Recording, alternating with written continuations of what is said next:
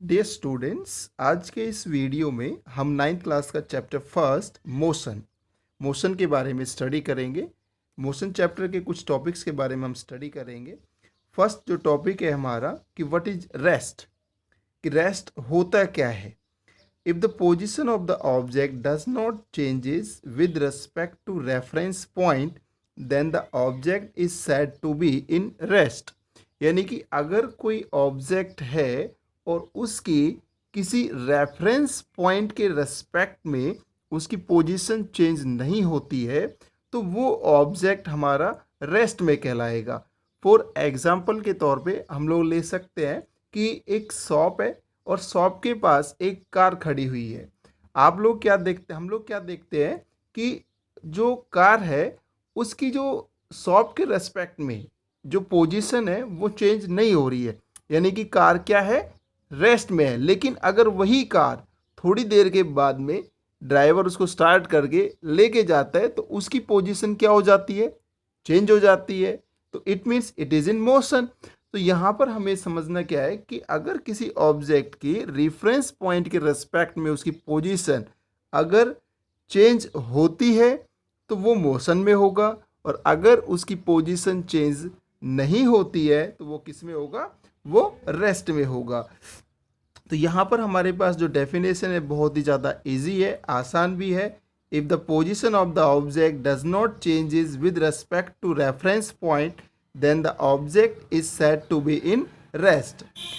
Motion की definition देख लेते हैं। If the position of the object changes with respect to a reference point, यानी कि अगर किसी ऑब्जेक्ट की पोजीशन रेफरेंस पॉइंट के रेस्पेक्ट में क्या होती है, चेंज होती है, तो वो ऑब्जेक्ट हमारा क्या कहलाएगा, मोशन में कहलाएगा। जैसे मैंने अभी एक एग्जांपल लिया कि अगर एक कार है, अगर वो कार जो कोई भी एक रेफरेंस पॉइंट है, कोई शॉप है, अगर उसके रेस्पेक्ट में उसकी जो पोजीशन है अगर चेंज नहीं हो रही है तो वो किस में हुआ, कार जो हुई वो रेस्ट में होगी हमारी। लेकिन अगर उसकी पोजीशन क्या होती है, चेंज होती है, तो वो ऑब्जेक्ट हमारा किस में होगा, मोशन में होगा। कई बार स्टूडेंट्स के द्वारा एक क्वेश्चन पूछा जाता है कि सर जो प्लांट्स होते हैं, प्लांट्स की पोजीशन जो होती है वो हमेशा फिक्स रहती है, लेकिन क्या वो मोशन में होते हैं या रेस्ट में होते हैं। तो यहाँ पर देखिएगा, जो प्लांट्स हैं, प्लांट्स की जो पोजीशन है वो चेंज तो नहीं होती, लेकिन प्लांट्स कंटिन्यूअसली ग्रोथ करते हैं। तो यहाँ पर जो ग्रोथ हो रही है इससे क्या है कि प्लांट्स जो होते हैं वो कंटिन्यूअसली किस में होते हैं, मोशन में होते हैं, यानी कि उनमें ग्रोथ हो रही है, चेंजमेंट हो रही है। तो प्लांट्स जो होते हैं वो मोशन में होते हैं। इसके बाद में हमारे पास नेक्स्ट टॉपिक आता है फिजिकल क्वांटिटी, कि फिजिकल क्वांटिटी क्या है। देखिए फिजिक्स के अंदर जिसको भी हम मेजर कर सकते हैं, यानी कि मेजर करने का मतलब यहाँ पे क्या है कि जिसको भी हम लोग माप सकते हैं तो वो हमारा क्या कहलाएगा, फिजिकल क्वांटिटी कहलाएगा। Anything which we can measure, यानी कि जिसको हम क्या कर सकते हैं, मेजर कर सकते हैं, इज कॉल्ड फिजिकल क्वांटिटी। तो डियर स्टूडेंट्स, फिजिकल क्वांटिटी क्या है, यानी कि कोई भी ऐसे थिंग या कोई भी जिसको हम क्या कर सकते हैं, मेजर कर सकते हैं, माप सकते हैं, उसको हम लोग क्या बोलेंगे, फिजिकल क्वांटिटी।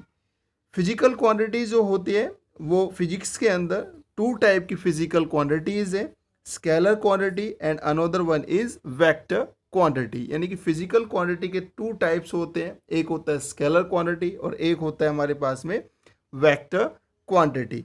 देखिए स्केलर क्वांटिटी, कोई भी फिजिकल, देखिए स्टूडेंट्स, कोई भी फिजिकल जो क्वांटिटी होती है वो दो चीज़ों से मिलके बनी हुई होती है। कुछ फिजिकल क्वांटिटीज़ में सिर्फ मैग्नीट्यूड होता है और कुछ में मैग्नीट्यूड और डायरेक्शन दोनों चीज़ होती है। तो मैग्नीट्यूड और डायरेक्शन के बेस के ऊपर ही हमने फिजिकल क्वांटिटीज़ को दो पार्ट्स में डिवाइड किया हुआ है। एक होता है scalar quantities and another one is vector quantities. तो स्केलर क्वांटिटीज कौन सी होती है, these are those quantities, these are scalar quantities those quantities which having magnitude only. अब यहाँ पे क्वेश्चन उठता है कि मैग्नीट्यूड क्या होता है, इसके बारे में हम बात करेंगे अभी। पहले इसकी डेफिनेशन पढ़ लेते हैं। Those quantities which having magnitude only is called scalar quantity. Example, distance, speed, energy, etc. देखिए, हमारे पास में मैंने कहा कि मैग्नीट्यूड ओनली, तो मैग्नीट्यूड क्या होगा? जैसे सपोज कीजिएगा मैंने यहाँ पे डिस्टेंस क्या हम लोग सिर्फ यही लिखते हैं 10 किलोमीटर। कोई भी शहर है, आपके होम से वो जो शहर है सपोज कीजिएगा वो 10 किलोमीटर है, क्या हम यहाँ पर डायरेक्शन के बारे में बात कर रहे हैं? नहीं कर रहे। क्या यहाँ पे हम लोग किसी भी मतलब एक पर्टिकुलर डायरेक्शन के बारे में कोई डिस्कस नहीं कर रहे हैं? हम सिर्फ यहाँ पर एक ये हमारी न्यूमेरिकल वैल्यू और दूसरा हमारा यूनिट। तो यहाँ पर जो ये जो वैल्यू है 10 kilometre, this is the magnitude of distance.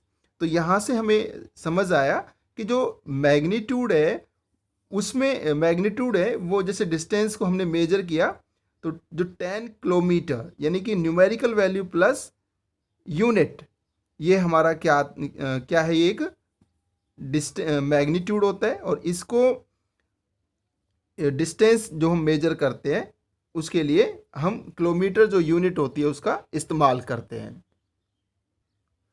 तो हमारे पास में जो मैंने भी एग्जांपल लिया मैग्नीट्यूड के लिए 10 किलोमीटर। इसके अलावा स्केलर क्वांटिटी के और भी बहुत सारे एग्जांपल्स हैं, जैसे स्पीड हो गया। जब भी कोई ऑब्जेक्ट मोशन में होता है तो हम ये बोलते हैं कि ये ऑब्जेक्ट 10 किलोमीटर प्रति घंटे की रफ्तार से, 10 किलोमीटर पर आवर की स्पीड से क्या कर रहा है? मूव कर रहा है। तो यहाँ पर हमने कोई स्पीड डायरेक्शन के बारे में कोई भी डिस्कशन नहीं किया कि this object is moving in this direction, और ना ही हम उसके बारे में वहाँ पे उसे मेजर करते।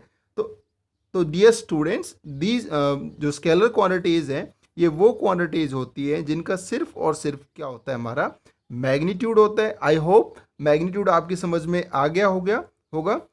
तो स्केलर क्वांटिटीज़ कौन सी हैं? जिनका सिर्फ क्या होता है? मैग्नीट्यूड होता है। अब हम बात करेंगे वेक्टर क्वांटिटीज़ के बारे में कि वेक्टर क्वांटिटीज़ कौन सी होती है। Those quantities which having magnitude as well as direction is called vector quantity. यानी कि ऐसी क्वांटिटीज़ जिनका क्या हो? अपना मैग्नीट्यूड भी हो और डायरेक्शन भी हो, उन क्वांटिटीज़ को हम लोग क्या बोलेंगे? Vector quantities. तो वेक्टर क्वांटिटीज़ कौन सी होंगी? ऐसी क्वांटिटीज़ जिनका अपना मैग्नीट्यूड भी हो और क्या हो? एक पर्टिकुलर उनकी खुद की डायरेक्शन हो।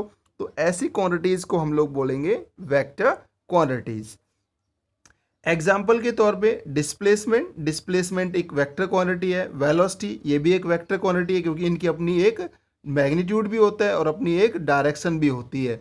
तो डियर स्टूडेंट, स्केलर और वेक्टर में आपको जो डिफरेंस समझ में आया कि जो स्केलर क्वांटिटीज़ है उनका सिर्फ अपना मैग्नीट्यूड होता है, उनकी अपनी कोई डायरेक्शन नहीं होती। लेकिन वेक्टर जो क्वांटिटीज़ होती है उनका अपना मैग्नीट्यूड भी होता है और अपनी एक पर्टिकुलर डायरेक्शन भी होती है। इसके बाद हम बात करेंगे कि डिस्टेंस क्या होता है। देखिए, distance the actual length of path covered by a body during its motion is called distance. यानी कि डिस्टेंस क्या है? कि किसी भी बॉडी या किसी ऑब्जेक्ट के द्वारा जो वो डिस्टेंस ट्रेवल करता है, जो भी वो डिस्टेंस ट्रेवल करता है वो क्या कहलाता है? जो भी लेंथ उसने ट्रेवल की अपने रास्ते एक पॉइंट से दूसरे पॉइंट पे जाने के दौरान, जो भी उसने पाथ को फॉलो करते हुए जो भी लेंथ वो कवर कर रहा है वो उसका क्या कहलाएगा? डिस्टेंस कहलाएगा। The actual length of path covered by a body during its motion is called distance. For example के तौर पे देखिएगा, यहाँ पर एक ऑब्जेक्ट है हमारे पास में, वो ए से बी पर जाता है। ए से बी का जो डिस्टेंस है वो 5 किलोमीटर, बी से सी का जो डिस्टेंस है वो 2 किलोमीटर और सी से डी का जो डिस्टेंस है वो 3 किलोमीटर है।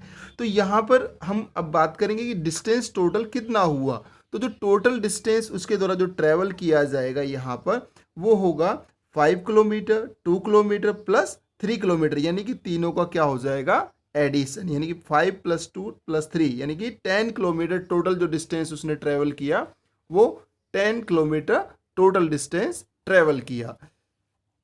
तो डियर स्टूडेंट्स, देखिए, डिस्टेंस जब कोई ऑब्जेक्ट एक पॉइंट से दूसरे पॉइंट पे कहीं पर भी जाता है तो उसने इस पॉइंट पे जाने के लिए जो भी रास्ता तय किया, या जो भी रास्ते से या जो भी पाथ उसने फॉलो किया, उस पाथ को फॉलो करते हुए जो जो टोटल लेंथ उसने कवर की है वही क्या कहलाता है, हमारा डिस्टेंस कहलाता है।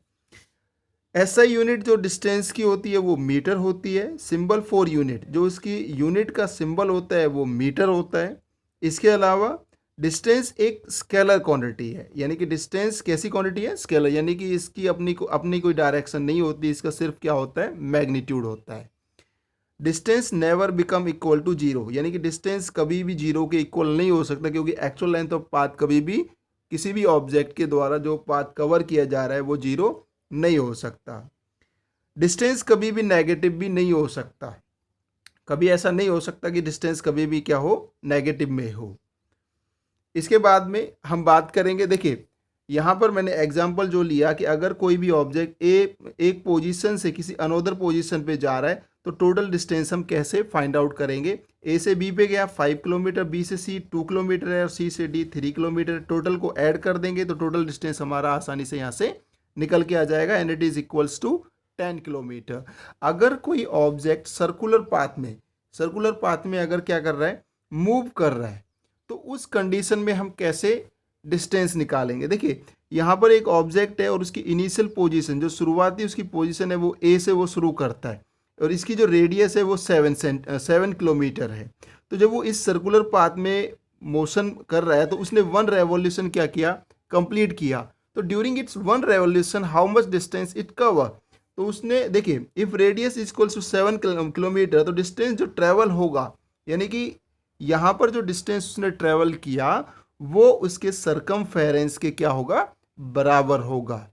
यानी कि total distance travel is equal to the 2 pi r. और आसानी से हम यहाँ पर क्या कर सकते हैं, डिस्टेंस को फाइंड आउट कर सकते हैं। पाई की value 22/7 multiply by 7 is the radius of this circular path and it is equals to जो टोटल डिस्टेंस इसने ट्रेवल किया वो 44 किलोमीटर होगा। ये ध्यान रखिएगा डियर स्टूडेंट्स कि अगर कोई ऑब्जेक्ट सर्कुलर पाथ में भी मूव कर रहा है तो आप उसका भी डिस्टेंस निकाल सकते हो और उसके लिए जो उसका सरकमफेरेंस होगा वही उसका एक रेवोल्यूशन में जो टोटल डिस्टेंस ट्रेवल्ड होगा उसके इक्वल होगा। इसके बाद में हमारा नेक्स्ट टॉपिक होगा डिस्प्लेसमेंट, कि डिस्प्लेसमेंट क्या होता है। Displacement is the shortest path between the initial and final position of the object. तो डिस्प्लेसमेंट क्या है, displacement is the shortest path between the initial and final position of the object. देखिए try to understand, एक object है, example के तौर पे हम लोग ले रहे हैं इसको, एक ऑब्जेक्ट है उसने ए से स्टार्ट, बस एक ऑब्जेक्ट है उसने ए से क्या किया, स्टार्ट किया, यानी कि इनिशियल पोजीशन उसकी ए है।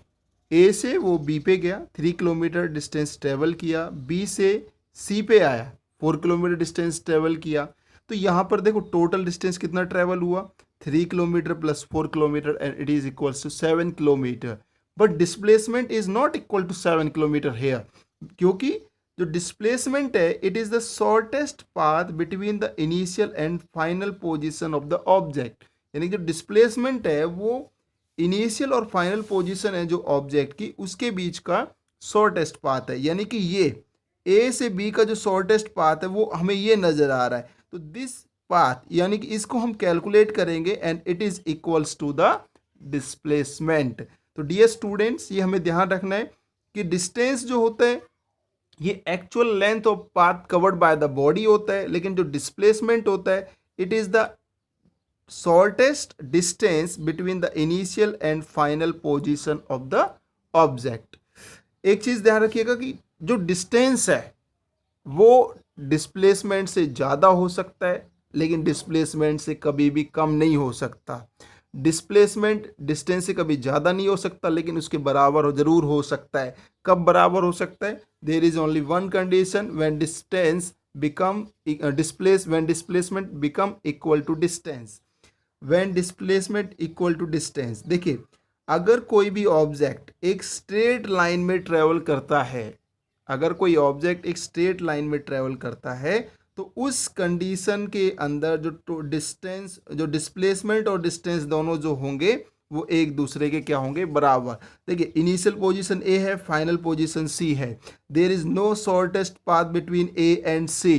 तो यहाँ पर जो टोटल डिस्प्लेसमेंट होगा वो होगा आपका 12 किलोमीटर, और डिस्टेंस ट्रेवल्ड होगा वो भी क्या होगा 12 किलोमीटर। तो डिस्टेंस और डिस्प्लेसमेंट एक दूसरे के कब बराबर हो सकते हैं, जब डिस्टेंस या जब कोई ऑब्जेक्ट जो है वो एक लीनियर मोशन में क्या कर रहा हो, लीनियर मोशन में हो, यानी कि एक स्ट्रेट लाइन में ट्रेवल कर रहा हो।